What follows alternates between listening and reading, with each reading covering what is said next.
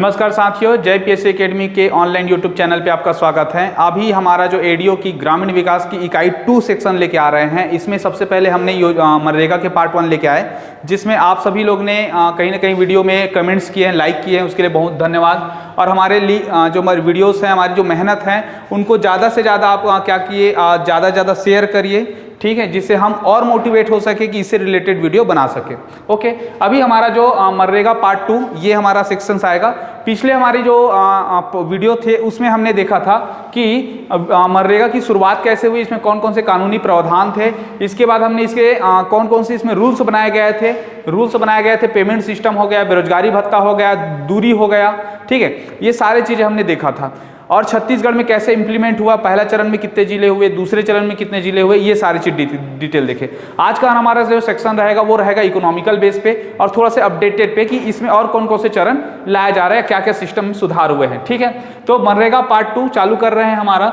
सबसे पहले हम बात कर रहे थे, कल मुआवजा राशि की बात कर रहे थे कि हमारा जो डीपीटी सिस्टम है ना, डीपीटी मतलब होता है direct benefit transfer. Direct benefit transfer के माध्यम से क्या किया जा रहा है कि खासतौर पे 1 जनवरी 2016 ये डेट हमने कहीं लिखा हुआ है, 1 जनवरी 2016, उसके माध्यम से क्या किया जा रहा है कि सारे के सारे ऑनलाइन सिस्टम हो चुके हैं, जो पेमेंट सिस्टम है। लेकिन किसी कारणवश आपका जो पेमेंट है वो नहीं मिल पाता है आपको अकाउंट पे या समय पे, तो आपको ये तय किया गया कि 0.05% की दर से आपको विलंबित पेमेंट के लिए आपको इंटरेस्ट दिया जाएगा, मतलब आपकी क्षतिपूर्ति की जाएगी, ठीक है, 0.05% की दर से। तो ये डाटा भी आपको याद रखना है, नया चीजें हैं, इकोनॉमिक सर्वे में दिया हुआ है।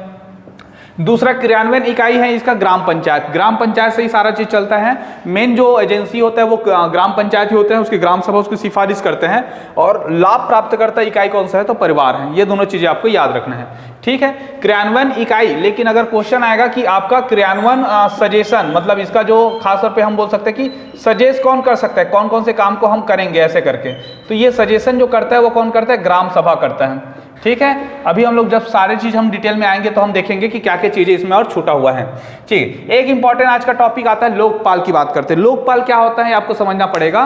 लोकपाल की अवधारणा एक्चुअली 1995 से आई थी। हालांकि ये सारा अगर हम संसद लेवल पे देखें तो ये संसद लेवल पे स्विट्जरलैंड के कॉन्सेप्ट से लेके आया था। बाद में हमारे यहाँ जो एक दो जो कैबिनेट थे, खासतौर पर 1967 के आसपास, ठीक है, जब हमने सुधार प्रशासनिक सुधार आयोग की बात किया तब हमने लोकपाल का नामकरण भी किया था। मनु सिंघवी सर, कुछ लोग उनका नाम आता है।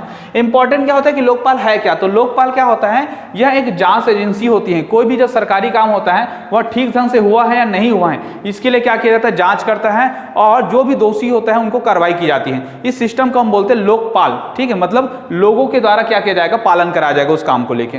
तो इसके लिए हमने एक जांच एजेंसी या लोकपाल इसमें भी चलता है। बैंकिंग लोकपाल आया था 1995 में, ठीक है। तो अलग अलग श्रेणी का अलग लोकपाल है। अभी हम लोग पढ़ रहे हैं मनरेगा में लोकपाल हैं। तो मनरेगा में राज्य स्तर पे काम करता है अपीली प्राधिकरण, त्रिस्तरीय होता है। त्रिस्तरीय कैसे होगा, राज्य स्तर पे, जिला स्तर पे और ये होगा ग्राम स्तर पे, ठीक है। तो राज्य में ऐसे टोटल हम लोग बात करें, टोटल 17 लोकपाल हैं। कितने लोकपाल हैं, 17 लोकपाल हैं। ये जिला स्तर पे काम करेंगे, ठीक है। तो पुराने जिले के आधार पे हो जाएगा 17, और 17 प्रादेशिक क्षेत्र में बांटा हुआ है। कितने प्रादेशिक क्षेत्र में बांटा है, तो 17 प्रादेशिक क्षेत्र में बांटा हुआ है, ठीक है। केंद्र सरकार 1 जनवरी 2016 को, केंद्र सरकार ने 1 जनवरी 2016, बहुत इंपॉर्टेंट डेट है ना, ठीक है, 1 जनवरी 2016 से डीबीटी के माध्यम से ही खाते में हस्तांतरित होगा करके बोलते हैं। कल हमने आईएपी जिले के बारे में भी बात किए थे, वहां पे क्या होता है, नगदी होता है। लेकिन 1 जनवरी 2016 से ये कोशिश किया जा रहा है कि ज्यादा से ज्यादा इलाकों पे आपका क्या हो जाएगा, डायरेक्ट बेनिफिट ट्रांसफर के माध्यम से आपके अकाउंट में ही खाते में पैसा चले जाए, ठीक है। और ऐसा करने वाला केरल पहला राज्य था। केरल क्या था, पहला राज्य था, ठीक है। ज्यादातर चीज में देखते भी हैं कि केरल क्या होता है, इस सब में फर्स्ट होता है। एजुकेशन हो गया, इलेक्ट्रॉनिक्स हो गया, डिजिटलीकरण हो गया, जितने पॉजिटिव हमारे जो सेंसेक्स होते हैं उस सब में क्या होते हैं, फर्स्ट रैंक रहते हैं, ठीक है। चलिए और देखते हैं। इसके बाद हम लोग देखते हैं यहाँ पे लोकपाल की बात करते हैं। लोकपाल के साथ साथ हमारा जो दूसरा टॉपिक है वो है हमारा छत्तीसगढ़ ग्रामीण बेरोजगारी भत्ता अधिनियम। ये बेरोजगारी भत्ता अधिनियम आया था 2013 में, ठीक है। मनरेगा एक्ट कब आया था, 2005 में आया था, और इसका बेरोजगारी भत्ता कब आया था, 2013 में आया था, ठीक है। तो बेरोजगारी भत्ता अधिनियम 2013 के तहत अगर हम लोग देखें, शुरू के 15 दिन तक के आपको कुछ नहीं मिलेगा काम मांगे जाने के। 15 से 30 दिन होगा तो 25% मिलेगा, कल ही पढ़े थे। और 30 दिन से ज्यादा होगा तो कितना परसेंट मिलेगा, 50% मिलेगा बेरोजगारी भत्ता का, ठीक है। जो हम लोग कल पढ़े थे 203 रुपए ना, 203 204 रुपए। हाँ, अब आता है हमारा मस्टोर रोल क्या होता है, एक शब्द और पढ़ेंगे हम लोग, ठीक है। देखो, बेरोजगारी भत्ता का जो भुगतान होता है वो कार्यक्रम अधिकारी के द्वारा किया जाता है। कार्यक्रम अधिकारी, ठीक है, ये बहुत इंपॉर्टेंट है, इसको बोलते हैं programming officer. Programming officer PO, PO साहब भी क्या करते हैं, पर्टिकुलर इसके जो भुगतान सिस्टम है उसको देखा जाता है, ठीक है। जिला कार्यक्रम समन्वयक होता है, उसके ऊपर में जो जिला स्तर पे काम करता है, उसके नीचे पे ब्लॉक लेवल पे काम करता है कौन, पीओ अधिकारी, कार्यक्रम अधिकारी। तो आपको इसके बारे में भी जानना है, ठीक है। इसके माध्यम से होता है, राज्य सरकार द्वारा क्या होता है, देय होता है, ये राज्य सरकार देता है बेरोजगारी भत्ता को, ठीक है। अब आता है मस्टोर रोल क्या होता है, ये कौन से लेके आते हैं। मस्टोर रोल क्या होता है, एक रजिस्टर होता है जिसमें उनकी उपस्थिति दिखाई जाती है कि इस कार्ड पे कितने लोगों ने कितना दिन तक के काम किया।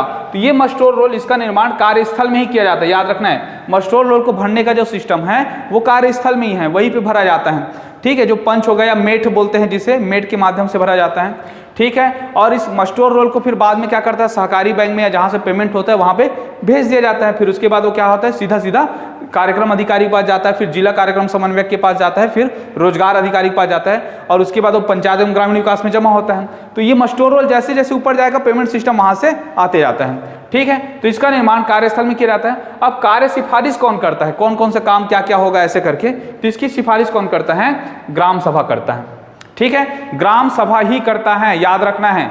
ग्राम पंचायत पे ऐसे कलेक्टर लिख के नहीं देता है जनरली कि इस काम को करिए करके। जनरली क्या होता है, ग्राम सभा का जब प्रस्ताव बनता है तो उस प्रस्ताव में यह होता है कि कौन कौन से काम को इस साल प्रस्तावित किया जाएगा। जब प्रस्तावित किया जाएगा काम को, तब जाके उसका अनुमोदन किया जाता है, ठीक है। अनुमोदन करते हैं, तब जाके वहां से क्या होता है, प्रपोजल प्रस्ताव आता है कि हाँ इस काम को कराया जाएगा, इसके लिए इतना बजट आवंटन है। जैसे नॉर्मल अभी चल रहा है तालाब निर्माण, हर गांव में 2-2 तालाब निर्माण आता है, 9 से 18 लाख के आसपास आता है। मोटा मोटा एक तालाब गहरीकरण में 9 लाख के आसपास आता है, ठीक है। उसके बाद क्या आएगा, आपका दूसरा काम हो जाता है कच्ची सड़क हो गया। जैसे कि क्या हो जाता है कि आपका जो कच्ची सड़क, मतलब जिसे हम धरसा बोलते हैं, ये धरसा जो निर्माण होता है जिसे मिट्टी से रोड बनाया जाता है, वो वाला काम आता है। एक आता है नहर सफाईकरण का, अभी जब से नरवा गरवा घुरवा योजना है वहां से अभी मनरेगा में नहर सफाई को जोड़ दिया गया है, ठीक है। या कोई पुराना जो परियोजना चल रहा है, जैसे सुतिया पाठ चल रहा है और कुछ चल रहा है, वह उसकी सफाईकरण, उसकी निर्माणकरण भी मनरेगा में जोड़ दिया जाता है। चौथा होता है भूमि सुधार हो गया। जैसे कि मेरा जमीन है ना, थोड़ा सा भर्री जमीन है, उथला जमीन है, उसको गहरीकरण करना है, तो मैं अपने खेत में ही क्या करता हूँ, लोगों को रोजगार दे सकता हूँ, उसका पेमेंट सरकार करेगी, ठीक है, गहरीकरण करने के लिए। गोदी बोलते हैं जिसे, गोदी, हाँ, तो ये हो जाएगा हमारा कौन सा, भूमि सुधार में हो जाएगा। आगे देखते हैं आंगनबाड़ी। आंगनबाड़ी में जैसे कि क्या होता है, शौचालय बनाना हो गया, आंगनबाड़ी कोई बिल्डिंग में कुछ काम हो गया, उसको भी मनरेगा के तहत शामिल किया जा रहा है। एक हो जाता है खेल का मैदान बनाना हो गया, जैसे कि एक हो जाएगा कोई स्थायी परिसंपत्ति बना रहा है, कुछ चीजें निर्माण किया जा रहा है, कुआं खनन हो रहा है, वो सारा काम भी आपका मनरेगा के तहत शामिल किया जाता है, ठीक है। कार्य सिफारिश की बात करें तो ग्राम सभा में देखिए 50% कार्य ग्राम पंचायत द्वारा किया जाएगा, याद रखना है। बाहरी एजेंसी, बाहरी ठेकेदार, मशीन हो गया, ट्रैक्टर हो गया, इन सबको प्रायोरिटी नहीं दिया जाएगा। प्रायोरिटी नहीं दिया जाएगा मतलब ऐसा नहीं कि वहां पे नहीं कराएंगे, हाँ, पता चलता है कि उसका प्रोडक्टिविटी नहीं आ रहा है, लोगों ने ठीक से नहीं कर पा रहे हैं उससे, तो मशीन में कुछ कुछ अंश को कराया जा सकता है। उसके लिए मस्टोर रोल को उसको भर के भेजा जाता है। जैसे ट्रैक्टर में मुरुम लाना हो गया, अब मुरुम तो आदमी नहीं डोहार सकता दूर से, तो ट्रैक्टर में काम कराया जाएगा, उसका ट्रिप हिसाब से मस्टोर रोल भर के दे जाता है। लेकिन सारा काम किससे होता है, मस्टोर रोल से ही होता है। ऐसे अलग से ट्रिप हिसाब से पेमेंट नहीं बनेगा उनका, उसका बनेगा मस्टोर रोल के हिसाब से, ठीक है। तो ये सारा चीजें हो गया, कौन सा हमारा कार्य, काम कैसे होता है, ठीक। अब आता है हमारा, इसमें कुछ कुछ हमारा एप्लीकेशन की बात करते हैं। कुछ कुछ एप्लीकेशन ऐसे हैं जो क्या कर रहे हैं कि आजकल जांच निगरानी अच्छे से करने के लिए हम ऑनलाइन डिजिटलीकरण का लाभ ले रहे हैं। इसी चरण में हम पढ़ते हैं जन मनरेगा एप्लीकेशन। जन मनरेगा एप्लीकेशन क्या है, जो क्या करते हैं, जियो टैग एप्लीकेशन है।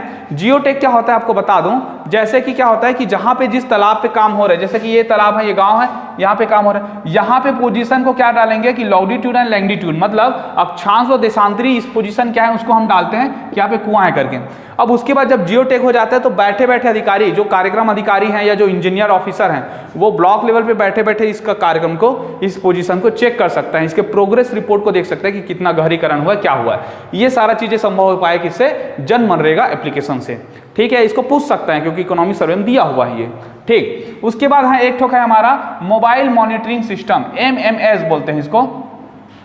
मोबाइल मॉनिटरिंग सिस्टम से आप क्या करते हैं कि वहां से भी चेक कर सकते हैं मोबाइल से, ठीक है, कितना काम हो रहा है करके, ठीक है। और एक हो जाएगा आपका सिक्योर सॉफ्टवेयर। सिक्योर सॉफ्टवेयर, ये 3 डिजिटलीकरण के लिए आपके ऑप्शन होते हैं, इन तीनों को याद रखेंगे, जन MNREGA application, mobile monitoring system और सिक्योर सॉफ्टवेयर, ठीक है।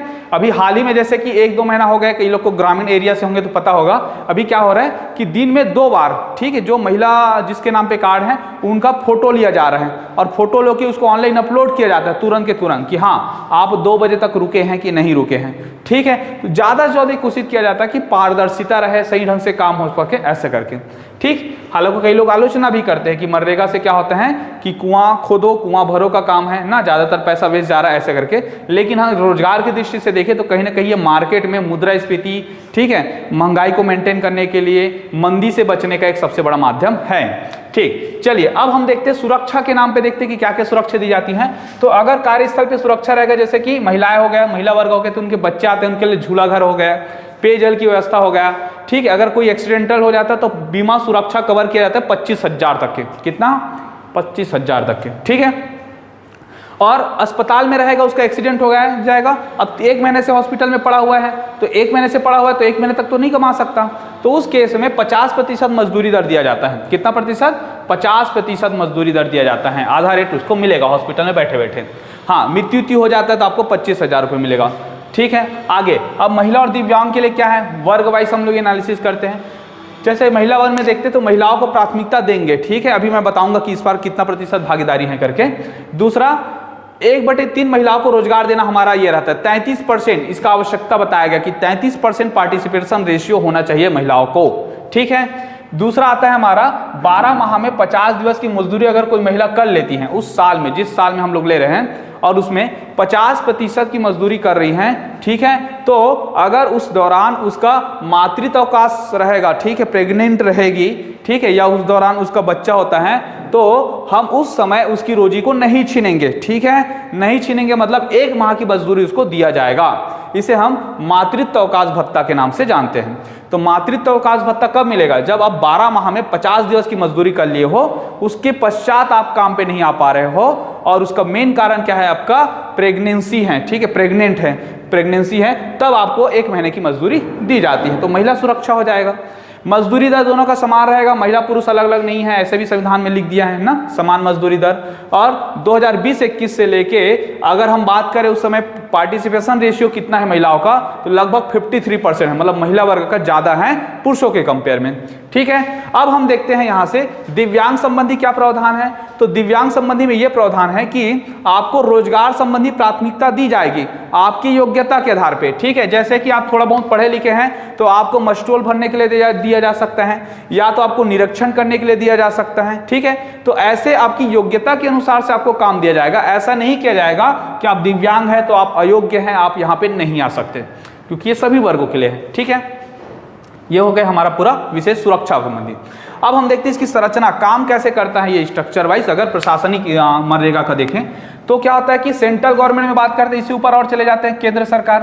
तो केंद्र लेवल पे क्या होता है कि हमारा पंचायती राज मंत्रालय, ठीक है, पंचायती राज मंत्रालय, पंचायत एवं ग्रामीण विकास मंत्रालय बोलेंगे, पंचायत एवं ग्रामीण विकास मंत्रालय, ग्रामीण विकास मंत्रालय, ठीक है। ये मंत्रालय क्या करता है, इसके लिए डेडिकेटेड रहता है मनरेगा के संचालन के लिए, ओके। अब इस मंत्रालय के माध्यम से क्या करते हैं, अलग अलग राज्यों में काम करते हैं, अलग अलग राज्यों में IAS सर लोग बैठे रहते हैं, ठीक है। कौन से विभाग में, इसी विभाग में बैठे रहते हैं, इसी मंत्रालय में, पंचायत एवं ग्रामीण विकास मंत्रालय में। वर्तमान में यहाँ हमारे माननीय रविंद्र चौबे जी के पास है, ठीक है, पहले TSC सर के पास थे, इसके बाद अभी रविंद्र चौबे जी के पास है, ठीक है। तो वहाँ के जो IAS अधिकारी होते हैं वो क्या करते हैं, आयुक्त लेवल के अधिकारी क्या करते हैं, इसको टॉप लेवल पे निगरानी करते हैं। वो फिर जिला वाइज पे कंसीडर करेंगे, जिला वाइज में आएंगे तो DM सर, कलेक्टर जी इसका ये करते हैं। और कलेक्टर का जो पोस्ट होता है कलेक्टर नहीं कहलाता है, अगर हम मनरेगा के प्रशासन की दृष्टि देखा जाए तो उसको बोलते हैं जिला कार्यक्रम समन्वयक कहा जाता है। क्या कहा जाता है, जिला कार्यक्रम समन्वयक अधिकारी, ठीक है। इसके बाद या तो फिर क्या, इसके साथ साथ और कौन देखता है, तो एक जिला पंचायत CO होता है जो कि IAS लेवल का रहता है। तो ये IAS लेवल का अधिकारी जो रहता है जिला पंचायत CO, यहाँ भी निगरानी करता है। तो 2 लेवल पे आपको देखने को मिलेगा, DM और CO, जिला पंचायत CO, ठीक है। DM को क्या बोल रहे हैं, जिला कार्यक्रम समन्वयक। अब आते हैं हम लोग विकासखंड ब्लॉक लेवल पे आते हैं, ठीक है। देखो तहसील लेवल पे नहीं आ रहा है, ब्लॉक लेवल पे आ रहा है, क्योंकि सेंट्रल गवर्नमेंट है और ये डेवलपमेंट प्रोग्रेस है। डेवलपमेंट प्रोग्रेस कोई भी तहसील लेवल पे नहीं होता। देखो विकासखंड और तहसील में अंतर है। तहसील का उद्देश्य जो होता है वो क्या होता है, आपका रिवेन्यू जनरेशन, रिवेन्यू संबंधी मामलों को निपटाने के लिए तहसील का निर्माण करते हैं। लेकिन विकासखंड का जो उद्देश्य था, जब 1952 में राष्ट्रीय विकास विस्तार सेवा चालू किया गया, उस समय उद्देश्य था कि आपको ब्लॉक लेवल पे डेवलपमेंट कार्य करना है। तो ये डेवलपमेंट वर्क है, तो इस वजह से विकासखंड इसका एजेंसी होगा। विकासखंड में कौन बैठता है, तो जनपद सीओ। जनपद सीओ कौन होता है, सेकेंड क्लास ऑफिसर होता है, पीएससी के थ्रू जाता है। इसका आजकल डायरेक्ट रिक्रूटमेंट भी हो रहा है, सेकेंड क्लास, ये दोनों फर्स्ट क्लास है। तो जनपद सीओ अधिकारी होगा। उसके नीचे पे सीधा ग्राम स्तर पे चलता है, ठीक है। ग्राम स्तर पे कौन रहेगा, ग्राम रोजगार सहायक रहेगा। ये एग्जीक्यूटिव बॉडी रहेगा, कार्यकारी एजेंसी रहेगा। इसी का कल हम लोग बात कर रहे थे कि इनके हाल ही में सैलरी कितना बढ़ा दिया गया है, 7500 बढ़ा दिया गया है, 7500। और इसके साथ साथ राजनीति की देखें तो ग्राम पंचायत का सरपंच रहता है, ग्राम पंचायत का सरपंच, ठीक है। ये राजनीतिक बॉडी में हो जाएगा कि कोई और सहायता देना है तो आपको ये, इस प्रकार इसमें काम होता है। इसके साथ ही जनपद सीओ के साथ ही इसका इंजीनियर होता है, ठीक है। कार्यक्रम अधिकारी होगा, ये सारा चीज भी नियुक्त होता है। लोकपाल अधिकारी भी, वो सारे ऑर्गेनाइज करते हैं मनरेगा को, ठीक। तो ये हो गया हमारा कौन सा, संरचना। अब हम आते हैं इसके अपडेट पे कि अभी हाल ही में और कुछ अपडेट हुआ है क्या। तो अपडेट के नाम पे 1 जनवरी 2017 से हमने आधार कार्ड को अनिवार्य कर दिया। सारे के सारे जॉब कार्ड में आधार कार्ड जरूरी है, सबको लिंक करना पड़ेगा आधार कार्ड को अपने अकाउंट से। दूसरा मनरेगा, पूर्ण स्वच्छता अभियान और आईसीडीएस। पूर्ण स्वच्छता अभियान मतलब जो आंगनबाड़ी में स्वच्छ कार्यक्रम चल रहा था, और आईसीडीएस होता है इंटीग्रेटेड चाइल्ड डेवलपमेंट स्कीम, ठीक है। 1975 में आया था वर्ल्ड बैंक के सहयोग से, जो आंगनबाड़ी चलाता है। वहां भी मनरेगा के तहत कार्य को किया जाएगा, मतलब मनरेगा के संबंधित कोई भी काम है, बिल्डिंग निर्माण हो गया, शौचालय निर्माण हो गया, ठीक है। जैसे पापड़ वापड़ वाला कुछ चीजें भी रोजगार सहायक में मतलब उससे जुड़ेंगे, तो इसको धीरे धीरे इसको लिंकेज किया जा रहा है, ठीक है। एक होता है 7 जनवरी 2015 को याद रखना है। तो वर्ल्ड बैंक ने क्या किया है कि मनरेगा को सबसे बड़ा लोक निर्माण कार्यक्रम बताया, याद रखना है, क्योंकि भारत की आबादी बहुत बड़ा है और उस हिसाब से सबसे बड़ा लोक निर्माण कार्यक्रम वर्ल्ड बैंक ने खुद कहा है 7 जनवरी 2015 की स्थिति में, ठीक है। टोटल कितने लोग प्रभावित हो रहे हैं, तो 24 करोड़, याद रखना है 24 करोड़। तो 15 की बात है, अभी तो इसकी संख्या और बढ़ गई होगी, ठीक है। तो 24 करोड़ के आसपास प्रभावित थे, ओके। ये सारा चीजें हो गया कौन सा, हमारा सेंट्रल लेवल पे। अब सबसे इंपॉर्टेंट है इस साल के इकोनॉमिक सर्वे में मनरेगा से रिलेटेड क्या क्या चीज दिया गया है, ठीक है। सबसे इंपॉर्टेंट ये रहता है। तो देखो हम पुराने चीजों को भी पढ़ रहे हैं और नए चीजों को भी लेके आ रहे हैं, ताकि आप सबसे लेटेस्ट नोट्स के साथ रहे, ठीक है। अपडेट होना बहुत ज्यादा जरूरी है ना करंट में। तो अब मैं बात करता हूँ 2021 की बात करता हूँ। 2021 पूरा कंप्लीट हो गया। इकोनॉमिक सर्वे जो आया है वो कौन से ईयर का है, 2022 का आया, क्योंकि अभी 2023 चल रहा है। 2022 का आ रहा मतलब 21-22 का आया होगा, 21-22 का आया होगा। लेकिन रिपोर्ट कब आ गया था, जनवरी-फरवरी में आ गया था। तो कई सेक्शंस का क्या होता है कि पूरा रिपोर्ट नहीं आ पाता। तो मनरेगा का जो रिपोर्ट आया सितंबर 21-22 तक आया है। सितंबर 21-22 तक रिपोर्ट आया, तो हम पिछले साल का जाते हैं। 20-21 का पूरा रिपोर्ट आया है साल भर का, और 21-22 को सितंबर तक आया है। तो 20-21 का जो रिपोर्ट है इसके अनुसार से 3,60,000 परिवार, 30 दूनी 60 मतलब 30,60,000 परिवार को रोजगार में शामिल हैं। 30 लाख परिवार। एक दूसरा 1840.93 लाख मानव दिवस सृजित किए गए हैं, ठीक है। अगर मानव दिवस मतलब होता है एक दिन में कितने लोग काम किए हैं, मतलब इतना तो परिवार है लेकिन सबको 100 दिवस मिलेगा, किसी को नहीं मिल पाता है, ऐसा वाला टोटल आंकड़े जाएंगे तो 1840.93 ना 1840.93 लाख मानव दिवस सृजित किए गए हैं, मतलब इतना दिन का रोजगार सृजित हुआ है दिवस आधार पे। तीसरा महिलाओं की भागीदारी कितना है, 50% है, ठीक है। चौथा आएगा आपका परिवारों को, कितने परिवारों को 100 दिवस का रोजगार मिला है, तो 6,11,000। देखो 30 लाख परिवार में से 6 लाख परिवारों को टोटल 100 दिन काम किए। बाकी परिवार ने किसी ने 50 दिन काम किए, किसी ने 70 दिन काम किए। कई बार क्या होता है काम रहता है लेकिन परिवार बिजी रहता है, और कई बार किसी ग्राम पंचायत में पूर्णतः काम नहीं हो पाता है, काम नहीं रहता है, ठीक है। तो ऐसा नहीं कि हर परिवारों को 100 दिवस का मिलेगा। मिला कितना है पिछले साल, 6,11,991। एग्जैक्टली डाटा है, हर बार क्वेश्चन पूछा जा रहा है। पीएससी का पेपर देख लीजिए, पूछा गया था मिड डे मील में कितने बच्चों को लाभान्वित किया है, सीधा ऐसे ही पूछ दिया, ठीक है। तो आपको ये सारे चीज, तो एडीओ के एग्जाम है, तो एडीओ के एग्जाम या कोई भी पीएससी हो गया, प्री हो गया, मेंस हो गया, कोई भी एवरीथिंग, ठीक है, सब में आएगा क्वेश्चन। 3,60,000 परिवार, ठीक है। 1840.93 लाख मानव दिवस सृजित, 50% महिला, और 6,11,991 परिवारों को 100 दिवस का रोजगार मिला हुआ है, ठीक है। ये हो गया हमारा कौन सा 20-21 का। इसी कंपेयर में हम सितंबर तक की रिपोर्ट को भी पढ़ लेते हैं 21-22, क्योंकि एग्जैक्टली पूछेगा सितंबर 21-22 की स्थिति में क्या रहा मनरेगा। तो 22.46 लाख मानव, 22,46,000 ना, 22,46,000 परिवार, ठीक ठीक है, इसके तहत क्या हुए, पर्टिकुलर लाभान्वित हुए। इसमें 24 लाख है, ये 22 लाख है, क्योंकि सितंबर तक के है, ये बढ़ के और हो जाएगा, दिसंबर तक की रिपोर्ट नहीं है। दूसरा 737.82 मतलब 737.82 लाख मानव दिवस सृजित किए गए। ठीक है, इसमें कितना था 1840 था, ये 737 है ना, अभी कम ही दिखाएगा, सितंबर तक का है तो। तीसरा 50% महिला भागीदारी, और चौथा याद रखना है 32,405 परिवारों को 100 दिवस का रोजगार दिया गया है। ठीक है, तो ये आंकड़े को आपको अच्छे से रटना है, लिखना है कॉपी में, स्क्रीनशॉट भी लेंगे आप लोग टाइम निकाल के। ठीक है, तो ऐसे आपको डेली वाइज हम सिलेबस के अनुसार से वीडियो लाते जाएंगे। ओके, ठीक है। किसी को कुछ सुझाव या किसी को कुछ जैसे कि कमेंट्स करना है, किसी को कुछ पूछना है, तो बिल्कुल कमेंट बॉक्स में आप रिप्लाई कीजिएगा। ठीक है, तब तक के लिए बने रहिए हमारे चैनल पे, लाइक कीजिए, शेयर कीजिए, सब्सक्राइब कीजिए। Okay, thank you.